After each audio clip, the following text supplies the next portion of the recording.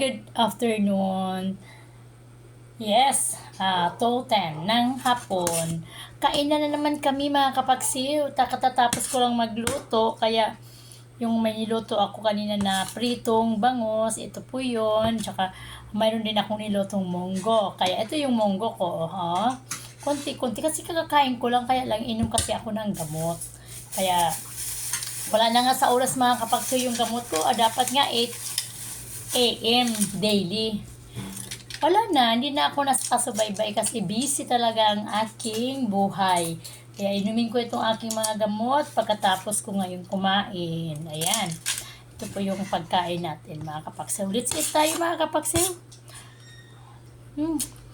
Masarap kumain mga kapaksiw. Kaya lang, binabudget ko lang dahil baka tumaba tayo. Pag tumaba tayo, pangit at saka maraming mga sakit. Kailangan diet lang din, ano? Mga kapaksiw.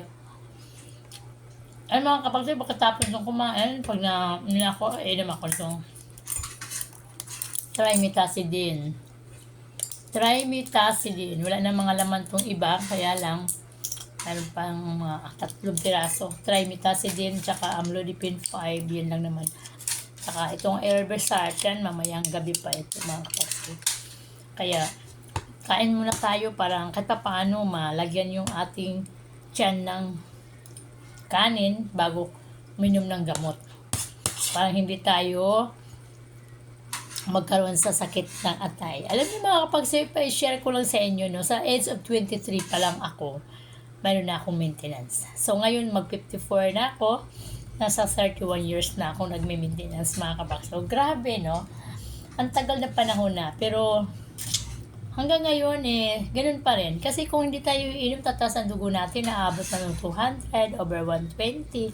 Nakakatakot. Kaya kailangan natin talaga mga kapaksiw na minom tayo ng regularly. Pero hindi talaga kasi minsan hindi ko nakakalimutan ko. Pagdating sa umaga, ang dami ko nang ginagalaw, ginakilos. Kaya hindi ko na talaga siya mainom ng nasa tama. Kaya okay lang. Siguro alam na ng Panginoon yun kung bakit hindi ko mainom ng maayos ang aking gamot sa sobra kong kabisi. Kaya sige lang mga kapaksiw, alam nyo naman kapaksiw, o alam nyo lang ang buhay ko since talaga akong nagkaroon ng isip hanggang ngayon. Hindi bumababa sa 8 hanggang 10 ang binubuhay ko araw-araw. Nag-iisa lang ako naghanap buhay mga kapaksiw. Imagine natin mga kapaksiw kung paano ko itataguyod yan. Single mom ako kahit nung ako'y may asawa, ganun pa rin ang takbo ng buhay ko. Kasi, hindi naman, pagmahal ko yung isang tao, mga kapaksiw, yung asawa ko noon, hindi ko talaga pinagtatrabaho, nasa bahay lang siya. At saka, kasama ko lang siya buong maghapon. Kung ano yung gawa ko, kung ano yung trabaho ko, yun din yung trabaho niya. Kaya, hindi talaga siya nagkaroon ng sariling hanap buhay. Parang i-share din sa kanyang pamilya. So, sa madaling salita, ako lang talaga gumagawa ng paraan sa lahat.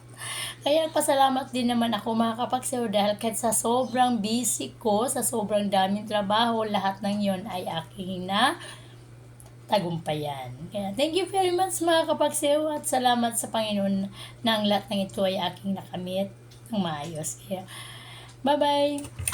Good afternoon at kakain na ako. Bye-bye you!